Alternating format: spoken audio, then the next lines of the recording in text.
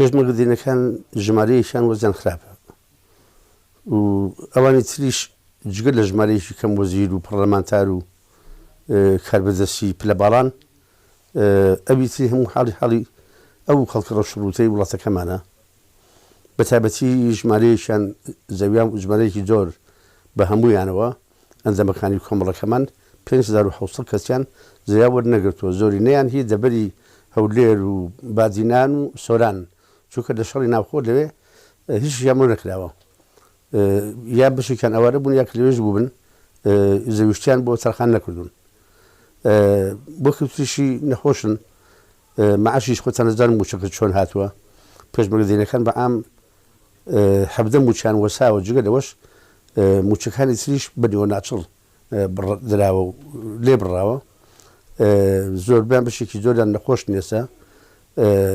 لە ماڵەوە ناتوان لە خەسخانی ئەهلی خەسخان تایبەتەکان چارەسەر بکرێن لە ماڵە کەوتون و بەرژیان و گوزەرانیان خراپە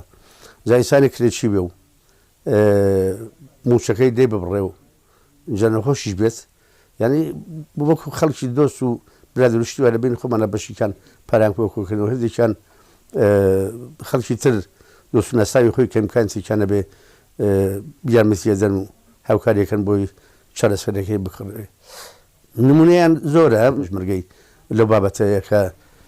کرێشیشن و هەر ڕۆژی لە ماڵێکن و لەگەڕێکێک و شاتیان لێکن و دەریانەکەن و کرێکیان پێ نادرێ ئێمەش کۆمەڵەکەمان بجەمان نییە لە ساڵ 2014ەوە بجەمان هەو بجەکەمان بڕاوە ژ ناماتوانی هاوکاریەوانە بکەین کەم تا زۆر کرێکخانوکیان بۆ بین بەڵام ساڵی 2014ەوە کۆمەڵەکەمان تا ئێستا 1 دیناری بودجەی نەماوە 6 ملیۆنمان هەبووە ئەو کەسەش جەنابی مامجەلال لە ڕەوانشاد جەنابی سەرۆک مامجەلال 20,000 دلاری ماگانە خستە بەردەستمان بۆ ئەیشکارەوە لەبەرەوە نەخۆشمان پێی چارەسەر کرد کرێکخانوومان پێ ئەدرا بەڵام ئێستا بەشی قرتاسیە و ئاوشتی میدەکەشمانی بارگاکەشمانی خۆمان ئەوەکەین لە بینی خۆمانە جارجار هەلمەگیەشێکمان شتێکە کڕین دەوام کەشمان کردو بە هەفتەی 2 ڕۆژ شکە ناتوانین بیێن بڕێەوە تەپاری ئەو کارەبا زۆر قەرزاین لقەکانمان کرێچین دوو لقیان نەبێوانی کە هەموو کرێدەن ژیان و وزەرانی پێشمەرگەی دێرین لە هەموو کەسێ خراپترە چونکە ئەوان بەرەو تەمەنیان بەرەو هەڵخشان ڕۆشتووە ئینسان کە تەمەنی زۆر بوو نەخۆشیە بێ ئەکەوێت لە ماڵەوە جگە ماڵ و مناڵ و کرێ و ئەوانش مەسرەفی خەرجی نەخۆشی قوتان لەزانن زۆرە حتا ئەگەر بەتەناز زەخت و شەکرەش بێ قوتان لەزانن من خۆم شەکرەم هەیە زەختشم هەیە بەلانی کەمەوە لە مانگێکات 200,000 دینار هەر نەبێ هی نەمەوێ دەرمانی زەخت و شەکرە ئیتر ئەوانی کە وەزیان چۆن بێ وڵات لەو پەڕی کرابیدایە بەدەفشمان هەیە سەردانی حکوومەتکەین هەرچەند خۆم مەیوز بووم بەڵام هەر وەزدایان بێگەڵەوە کۆڵ نادەم تا ئەگەین بە ئامانج تا ئێستا 4 جار پێشتر چوون بۆ لە کابینەی هەشتا کابینەی حوتا چوون بۆ لای حکوومەت بە تایبەتی لە کابینەی هەشتا 4 جار چوون بەس لە کابینەی هەشتا 2 جاریش جنابی قوبات جێگری سەرۆکی شەنجومەری وەزیران ئەو کاتە کاک نشیروان بەرزانی بوو لە کابینەی پێشوو هاتوو بۆ لەمان و بەڵێن داوی نسێکە و کەموکڕانی هەیە حتا دوایین جار کە چوون بۆ لایەن وەفدێک بووین کاک نشیروان بەرزانی سکرتێرەکەی بان کرد بۆ مەکتەبەکەی کە شتەکان بووسێ شتەکانی یەبوون نووسی لە زەوی لە بودجە چارەسەری نەخۆش ئەوانەی هەموو نووسی بەسەر چاو بەڵام بەداخەوی شتێکیان بۆ دەکردین تا ئێستا چاوەڕین بەڵام بەتەمان ئەم باوەی ئیشەکەمان ڕێخستوتەوە ئیشوکاری 1-2 لقمان هەیە ئەوانە کۆنفرانسیان بۆکەین چونکە لە پرساوی لقەکان بوون بە ئەنجامی ئەنجومەنی باڕا پێویستە کەڵ بژێرێتەوە لە شوێنیان دوای ئەوەی ترکەوی نەگەڕ بۆ دوو مەبەست یەکیشە مەبەستی سەرێکیان بۆ پێشمەرگەدێنەکان مافی ئیمتیاز و قسمەتی پێشمەرگە بەدادەچوونەکەین بۆ ئەو پرۆژە یاسایی کە لە پەرلەمانە بۆ ڕێزلێنانی پێشمەرگە ئەوی چیشان حزب سیاسەکان بەسەرەکەینەوە پێشنیازێکمان کردو بۆ یەک ڕیزی و خۆمادەکردن بۆ ئەم بارودۆخی کەس لە کوردستاندایە سەردانی هەموو حزبەکانەکەین بۆ ئومێدەوەی کە هەم لە ئیشەکەی ترمانە سەرکەوتوو بین یاساکە لە پرۆژە یاساوە لەم وەرزەی هینا یاسادانانە بياسا برياي لسبن هم سركوتوش بين لخالد دوما كباس مانكر اشي بولا مكتبي سياسي كان بوي لجنه روس كان لجنه سياسي لمستوى الثانويه حزب كسيه كمي حزب كان بوي امبارح دخول سنجن تشدي شاوري قدنكين ما بشش بيني كان كبار دوخي كردستان باش نابي قرابه بلما كيزايا قراب تلبي والله اوبر سياره سنجاري على سم كراو من نازان بارتي لا جنابي كاك مسؤول كسروك يرين بو بيش ناز بانكر كبين زوري بيشاوتي لجنه دروسكين بلام لجنه جامي نبو براسي اما هاوكاريش ما نبو نزيكيش بون لقاليكا لقال دزقاي ايلول سنجاري دانيشون يسا ريخراوي كان هي ريخراوي تيكو شركان الشرشي او شرشي قولان او علاقه من هي اللي انا حتكون بو كونغرس كمان وتاري انا بو بيكون شنو بو برلمان اوان ديال سداني اما كان امشين سداني وانا كاين المريد كاين لا عندي شنديكا بلا بيجمن كان مان هو كان من البارتي ديمقراطي كردستان بيننا وكومالكا بلان بوناين او برسيار بين بلادني بارتي قوي كان روزتو روزنا بنوسن ايوا يكنات كرانش كان ناظن اما او كومريد دوسكراو كدام مزراو ل 2005 نبرس ما بمكتب السياسي يمبوكو يكتبي كردوا شو كان يبرس مكتب السياسي خوان نكردو سوشياليست وشو زحمة كيشانش أي نشاط بلام هاتونو أو كومرما دامز لاندوا يسش كبلادراني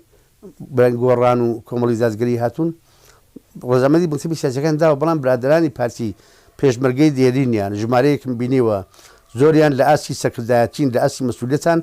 ألين إما أبي مكتب السياسي أمر ما بيبقى پرت بوان بکن دیار پرتی شان کردویت نزدم تاج خدای پرتیان کردوا شان کردو شان نکردو و روز اگر بکره لقل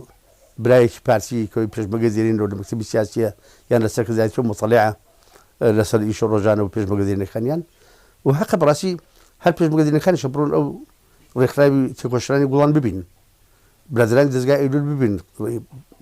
هم باسي اموز ايان بوكن وزا سياسي كردستان بدان الرأي اوان چيه هم او كامليش دا خوشیش کارشی زور باشه به با پیش برگزیدین با پارتی شو هو استاجر اوان دکم لکش مانین اما دا خوشی کن تنها لان مکان منیه دا خوشی دا پیش برگزیدین کن ازانین پارتی حزبی کی دیار بوا دوری هبوا شورشی ایلول شورشی نوه هر ما في يا سايق درشه لبرجون دي پیش برگزیدین به ما بو پیش مکانی یکی پارتی دموکراسی کردستان جبه چون بوی کاملکه او بو اوان جبه لبرو اما ستاسری دفاع لهم پیش بیشتر نکرد. اما کنگره من بس برنامه کوتاهی کنگرهش منظر چوب لاج بو. لتلفزیون دیرین، لرادیو دیرین و لسایت کن منو بلا بو. استش لبیان کرد دوای او مکدوای یک رزی مکدوا. هاتنی جیشی ترکیه من ادانه کردوا. دوای یک رزی مکدوا لناو بو همو کرد. استش پیشتر هرچند سردانی هموز بخان ماکر و خوباسم کرد. دیسم بتمن جالش کش بازی کن. اما لأدبيات معنا لإيش روجانا معنا هرچند دامز دامين الأساسا بو مداخل كذا ما في بيش بقدرين بلام اما بيسمان لنا بالخومانه ومالي كل يك بخينوا يك ربيز بين يستشند داول داخل كذا ما في كان مالكين اوندش تجربه كامل لما بسك بباريس ريو اويش بشيه بيب يك ربيسي سركزايتي سياسي كردستان باشوري كردستان بو بتوان بجواب شو اگر اول شون نك ما في بيش مقر ناميني برلمان كش من ناميني حكومة كش من ناميني وكذا هالشيء يساج دابي مفعولي ناميني تو كيش نابي إذا نك ما في بيش مقر بيش لكله بيش مقر خوش ناميني لكردستان نا ويان سداني حزب كان سبب بو يغريزي من بيشتيش باسم كردو براسي وزع كردستان لحمو كاتي خطر سلا يعني لو كاتي خطر سلا شالديران لاتفاقية شالديران بودا بشكل كردستان بسردو امبراطوريا كابو لسايكس بيكو خطر سلا يسا ملتك لخطر تجربة كمان رنجي صدان صاري ملتك كمان لخطر دواي او مشاهدة او هم شورش او مشاهدو قرباني دانا يسا تجربة كمان كيف تقتله كردستان داقي دكري او كاتا يعني نتوي كل ناورن نكوا شنو يعني كردستان داقي كان ترك مثلا خاكي تركيا بو معلومات تركيا نبوتيان بو سلسة كرد بوا أرمن بوا لقل يونانيا روم أمانة بون أمانة دواي هاتن دولة عثمانية هاتن لا تركمانستان وشون كان يكرم مغولو هاتن بورا كان هنا كرد خدشان لو نشتجع كردو كرديان قتلوا عام كرد أرمنان قتلوا عام كرد تاريخها هي خو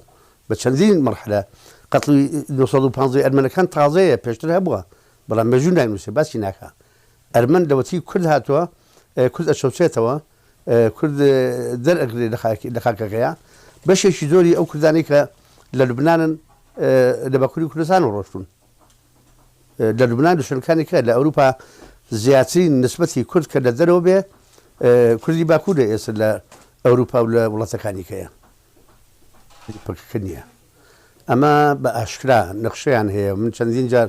أردوغان بينيوا وزير دفاع كان بينيوا وزير خارجية بينيوا نقشة إمبراطورية عثماني لبشتي سريعنا بلام هذا جار مثلا بوسنا وهرزغوفنا أو نيتيانيا أو بشيء أوروبا تيانيا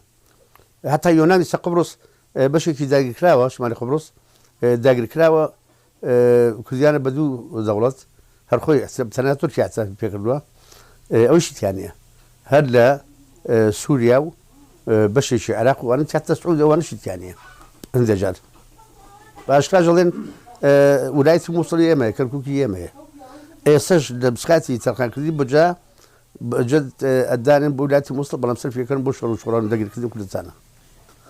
أزاني ما بيشتريش جوليك ما كل بس الحزب كان برام بداخل وإنجام شيء أو توي نبو هلا وبوك بي مرة كان خسري شوية بري وكسر وشوية سنبو أم أحساس أنا يستغضبون دواي أستاذاني بصالني له بشمانة يسج دوباره بشبني أول كينو كاكا يستزل هذا كان سناكن أمريكا وهاو بمانكاني ل روجاوان روسيا وإيرانيش لسوريان باشا هاتو عفرين داقري كدو سري كان داقري كدو طلاني كدارو بارا باجنكت يا حيش كذا سر بجوابنا إيكواس هذه سوري كامية أجام بن مبسم ناو خوي هرمي كردستان أبي يكلويز بين يكلويز نبين أبيني أدو خبيرة تركيا تودر باشا خلنا من ذلك ناتو بيجي لجسد تركيا تجربة من هي فرمو كاكا أو باكوري كردستان أو دهاتكاني أو جاورسو شوية الشريط يبكي جان دامن جابوا برجرانية بوجرانية أو هم قيلانانا أو هم مشكلة صاريانا أو هم وزنا خوشاني كهي هم قيان سلوشتي وهم هي مروي دراي خلط شلون تاني بيجيبونا دبل أو أبي حزب كان همويان لبيش ويكتيم من يكتيك من قوم يكتيم دواتريش بارتي ده همو ده كان يصير حتى زنا أي كان براسي جمارية كي كم بيدنا به جماريش كم يعني به هنا كان قسا كان من بركان الرجل الجمعة بزوربان بدين ينكلوه هندك يشان هي لما لا ما تحس تركيا كدولة إسلامية وإسلام برواية واي نو والله من هذا إني صدقني كاج ملابسة ولا كاج مسعود أوي كخوان زومة توا أمير كم أوي كاج مسعود بس يكلوا ك الشر حرام كدو بيشوش بجداري لكن الأشراء مثل وابس أجر قصي روجنامو دعاية انتخابي وشتي نبي بوي بروه بزاد نورين بو نبي أجر كاج مسعود وشتي كذبه كاريش زوزو باش كدو بشتي قصاني يكم والله من معلومات مني شتى معلومات بالنبي قتل سبكم بلام هذه فيش مرجع بولا مثلا فيشتر هذه إما لا ورثي منطقة نبو لازم نوصل كان اللي بيهبوا يسش لشوين يخوي ماوي دبر شري دعشوان شرك لو برامسة قرامته شون كان يخويان لازم ورثي منطقي بعدين معلومات مني تاتش هذه جلابي نجلابي هبي النبي بلام بعم هبوا لما محافظين دوك رواية هي لما وصل هبوا لو منطقي رواية بلام النادى ببشر بنزي بنوي الشر اللي هي لقى المكان بوقتي تماس أو معلومات مني من أزاني من السلم صور مني نعراق نهريمي كردستان كوشمان زور احتجاج ناكل بيذا ناقل نستد أو داقل كارية باشا وقتي خوي لزماني صدام سنة اتفاق كلاوة ڕۆشتووە ئەو ئێتفاقاتەن مەفروض بەڕووخانی ئەو ڕژێمە بەسەرکردنی کرد بووە خۆڕێگەی داوە 40 کیلۆمەتر بە دوای چەکدارە مەسەن گەری لا بێن بۆ ناوخاکی نەداوە کە بێنێتەوە باشە باشێق 40 کیلۆمەتر دوورە لە حدودی تورکیاوە باشە ئەو شوێنانێتەوە بۆ قەڵازێ بڵێم منتیقەی قەڵازێ گەڵاڵە کورماسی ئەزمر ئەمە 40 کیلۆمەتر بە سیارەی درۆن لێەوە دێت و قسپەکات و خەڵی سیارێک هاتوانەکە من سرم لە هەردوو لایەن سوڕەمێنێ نە عێراق دیفاع لە سیادی خۆیەکە نە هەرێمی کوردستانیش زەرجێکی ئەعلامی وەناوەتەوە ئاگاداری نەتەوە یەکگرتووە کام بکە تەنها هێندێ نیشتمان پەروەر و خەڵکی نەتەوەیی احتجاجەکەن و لێرە و لەوێ یان لە کوردستان کە زۆر ڕێیان نادرێ یان لە ئەوروپا وینەکەن احتجاجەکەن و ناڕزایی ئەدەن بە کۆنسۆڵگەریەکان و بە سەفارەتەکان و بنەرایەتی UNجنا لێرە حکوومەتی هەرێم وەکو حکوومەتی هەرێم هیچ کاریش ئەوتوی نەکردووە هەندێک حیزبیش ڕەن بێ بۆ مدە شتێکی کەمیان وتی بەڵام ئەویش ئەوە نییە من پێم وایە ئەو حیزبانەی بەشدارن لە حکوومەتە لەم هەڵبژاردنەی پەرلەمانی عێراقا باجی ئەو بێ دەنگیان نەدەن خەڵک دەنگیان نەدەن خەڵک دەنگ نادەن بۆ دەنگدان دەنگدان تۆمەدەنە بێ دیفاع لە وڵاتەکەت بکەیت لە خێروبەری وڵاتەکەت بکەیت ژینگەی وڵاتەکەت وێران کەن تۆ قسە نەکەی باشە چۆن دەنگیان نەدەنێت خەڵک نادەنێت دەنگیان نادەنێت ئەمێ دەکەین ئەم ماوەیە بەڵام بۆ مزایداتی سیاسی لێگەڕن تا کاتین قسە بکەن و دو هەڵبژاردنەکە بێدەنگی بنەوە لە ئێسەوە حدێک دانێت چونکە ئەمە ئایندەی ئەو تەجروبەیەمان لە خەتەرایە ئێمە پێشمەگەزینەکان ئەو حکوومەتە ئەو تەجروبەیە بە هەموو کەم و کوڕیەکانیەوە بە کەم و کوڕی هەموو حزبەکانەوە بەم گەزنخاریش هێشتا شانازی پێوەکەین و بە تەجروبەی خۆمان نەزانی خوێنی شێدەکان ڕۆژی بوونی ئێمەیە لەبەرەوە پێمان نەخۆشە ئەو تەجروبەیە لەدەست بچێت کەسی واتە سۆڵمانە کرد پەیوەندیەکە شتێکی تێما بێ باش بێ بەڵام ئەم کۆبوونی دوایین کۆبوونی پەرلەمان کە ڕۆژی پێشوویان چەند ڕۆژێکەوە پێش وەزیرەکانیان باکرد بوو بەش لە وەزیرانی یەکێتی بوون یەکێتی تیا بوو گۆڕانیشی تیا بوو ڕاست پارتیشی تیا بوو بەڵام ئەو هێرشەی بۆ سەر هینکرا بە تایبەتی وەزیرەکانی یەکێتی و پارتی بە تەحدید خالد شوانی و کاگەوازی شێخ جەناب یعنی بەڕاستی بێتر وام تەوەقع کرد کە ئەو ساواب تەسەوڕ کرد کە پەیوەندیەک شتێ هەر باش بێ ئومێد هەبێ باشتر بێ بەڵام ئەوە زەرار کەکە پەرلەمانتار فراکسیۆنی پارتی بۆ یەکەم جارە بۆ شێوە هەجوم بکاتە سەر حکوومەت ئەگەر مزایدەی شتێن نەبێ بەڵام بەڕاستی ناکرێتەوە علاقاتی بینی حزبەکان تێک دەیشێ وەڵا بۆ زعایەتی خابی بە خەڵک دەنگ باتێ خەڵک ڕابردوو دەناسێ خەڵک دەزانێت پەرلەمانتاری پارتی چی کردووە یەکێتی چی کردووە گۆڕان چی کردووە بەلایەنەکان چیان کردووە نەوەی نوێ هەموو شتەکان چیان کردو پێکەتەکان تریشیان کردووە بەڵام لە ناکاوێکە لەو قەیرانە سیاسەیە کە لە کوردستانە هەیە دیسان بەو نەمەتە قسە بکەیت بەو تەناسەی قسە نەفەسە قسە بکەیت ئەوجێی سەرفڕمان بوو بەڕاستی چەند وەختە بۆ باسی گەندەڵی ناکەن چەند وەختە بۆ لێکۆڵی ناکەن بۆی ناکەن پێش مەسە سەماسۆشیەکان خۆ پێشتر ئەوان خۆیان معلوماتیان هەبوو دارەوەزی دارایی قەیران دارایی چۆن دروستکرا و شێدامێداوە هینیان هەیە معلوماتیان هەیە بۆچی بتەحدید بەرامبەر بەو دوو پەرلەمانتارە ئەویان کردووە حتمان بۆ دوو وەزیرە ئێستا دوو وەزیرەکان لێگەرا بوون بەشداری کۆبوونیان نەکردووە دوێنێش بەشداریان نەکردووە لە ئەنجومەنی وەزیران لە کۆبوونی ئەنجومەنی وەزیران یعنی ئەوە دەلالێت لەوە کە پەیوەندی پارتی و یەکێتی بەرەوخراپی ئەڕوا گۆڕان و پارتیش بەرەوخراپی ئەڕوا خوا بکات لە ڕقی ئەوانە بێ کە گۆڕان و یەکێتی هاوپەیمانیشان دروست کردەوە پەیمانی کوردستانی بۆ هەڵبژاردنەکانی پەرلەمانی عێراق خوا بکات لەبەرەوە ئەوەش بێ هەر موشکیلە نییە ئەگەر لەوە مەسەلە لە عمقەوە نەبێت لە ناخەوە بیانێ علاقاتەکە تێکدەن بە تەواوەتی تەفەڕۆت بکەن خۆیان دەسڵات بگرن دەست من هەموو خەڵکی کوردستان چەند ساڵی ڕابردوو لەنەوە تا ئێستا مووقفی پەرلەمانتارەکان ئەزان کێ داکۆشی کات لە مافی خەڵک و کێ داکۆشی ناکا بەڵام ئەمە سیر بوو شتێکی تازە بوو لە پەرلەمانتارەکانی پارتی بەو شێوەیە چونکە هەموو جەلسەکانی تر بینراوە شە قسەی کردووە یەکێتی قسەی کردووە گۆڕان قسەی کردووە لایەنەکانی کە قسەیان کردووە بەڵام بەو نەفەسە ئەو پەرلەمانتارە قسەیان نەکردووە لەوە شتێکی تازەیە جا بە تایبەتی کاک مەسعود بەرزانی کوڕەگەورەی کاک مەسعود سەرۆکی پارتی دیموکراتی کوردستان سلوشي حكومتك أبي أولا وزير كان يمكن أبي أوزات النجران بتاعك وأواتي شكاغا بس شغل جنابه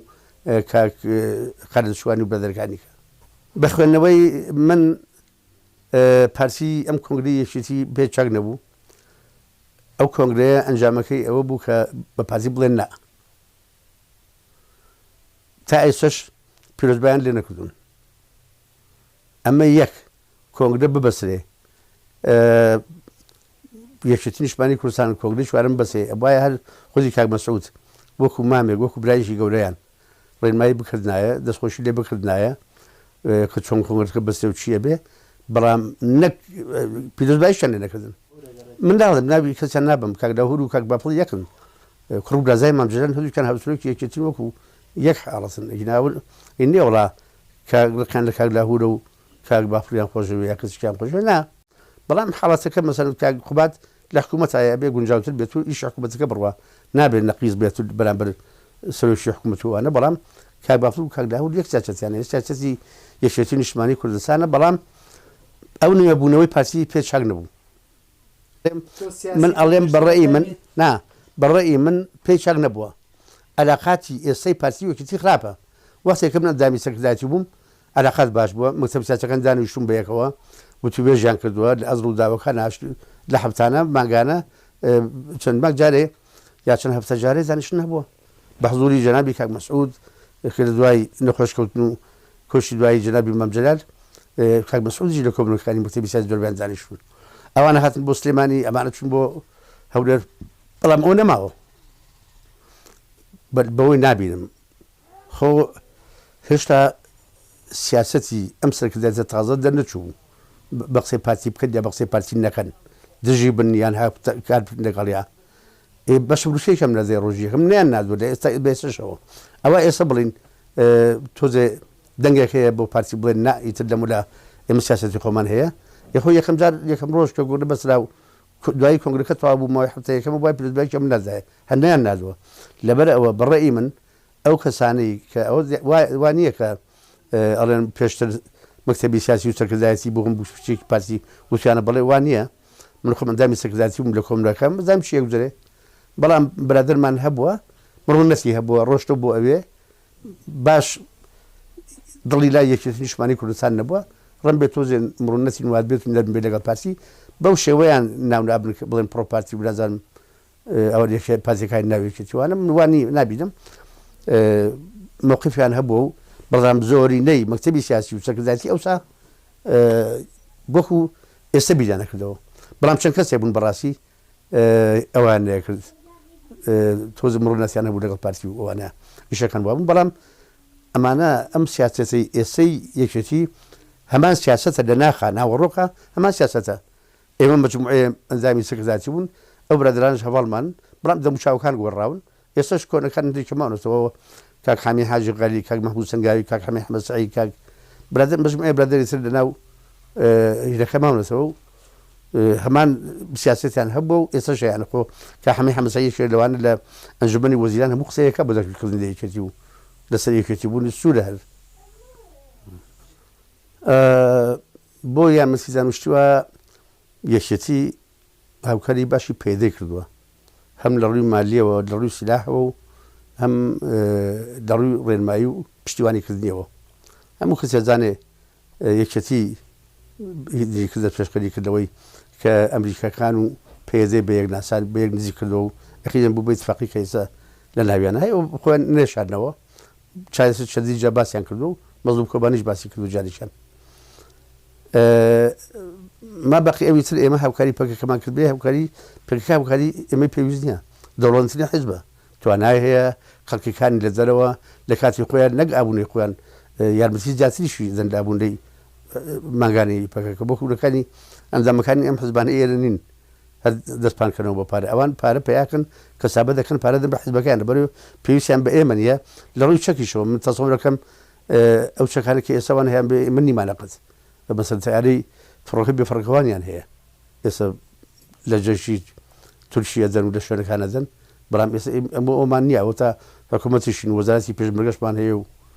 هاو فاي ماري خان يا مسي ما نذنو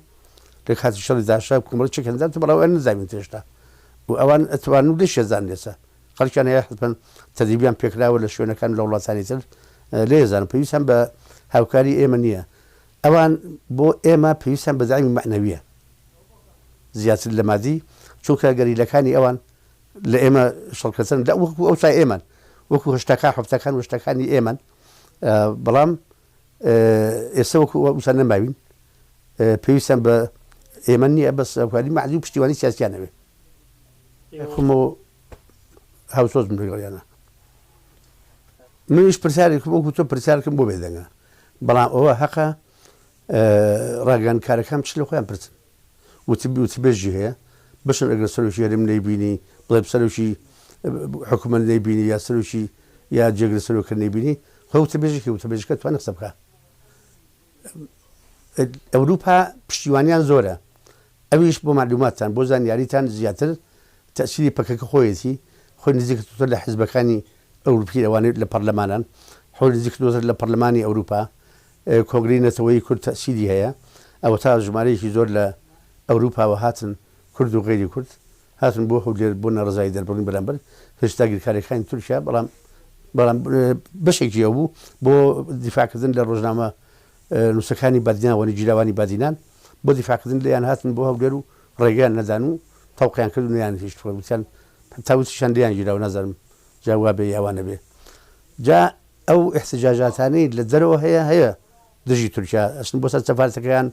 نرزايان أذن لبرلماني أوروبي أحزابي برلمانكرين برلمانتاراني السويد هي ألمانيا هي هولندا من متابعي أخبار الدرو كم شيء بيت شيء لابي برام ليرة حقا بحكومة بلين من الحكومة بس أنا ده حزب هالشيء ألم رأي خومة رأي بيش مجازينا كان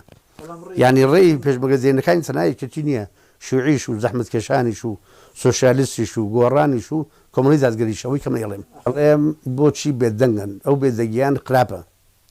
أو بدجيان لامتي استفهامي لسردان ري نشاني برساري لسردان ري بوتو حفتها باي جاي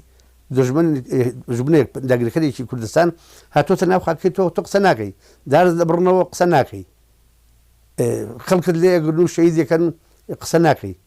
أبو السيد أو برتكاره لخويا يمكن بقسناكن إيوا هقا إعلامي كان راجل كان برون بيك وجماري زور دواي كان بيشش بن بلا إما هاتن بقولهم دمي برتيارك يك برتيار بو بيدنجن وازم تشيتر أوندا پروازن نبین او سامان وسر شخان دوستمان ایسا شخانشان لگرتون اگر وزود و بید بخوا شون خان سلیشمان لبگسید چی نمیده هو نکر دوستمان نمیده شوری لورگاش من نمیره بو اجلو این کان من لورگا خانش من لداگی کن و خوازم بتشاي حزباتي شو بتشاي نتويو ثماشا موضوع بكن ام تجربه باساين ناتو دي صدان هزار كسمان ليش شهيد بوا 5000 زيادة ل 5000 جندي وشار كمان ويران كراوا ديسان برنجو من دبوني خويا بنياد نراوته ديسان جاريش كوانا بيكا ويران بكريسو جاريش كوارا بيدو شو كم جارا أولا بينات فهم شو بويشونه إيران وزي زو خوي زو قرابة تظل إيران شيخي أو خويا شور جخنا سريك بتواناني إني ورو يوارا تظل بشين بوي أردوغان بكاتو نايكاتو أشين بو عراق برمان ناقرأ أبار كان يقول هشتاد كردستان هيش بوناني ليرن أشين بو روجاوا أو تايسش بشي زوريان لو أزجا خاني هريمي كردستان باشوري كردستان يعني الفدنية مجالنا مني لبروا بيل لوب كانوا هركسيك سياسي به غير سياسي به بيل لوضعي لعين ديب خاتوا أو خاطرك من بيش بيني أخم وخلك تيجي بيش بيني كات بيدش اللي بكنا وتر شال بس بخوي ورقله كتو شو النبي بوي برويتو شو النبي من على كم بريتو شو النبي بيت النبي خذ بس كذا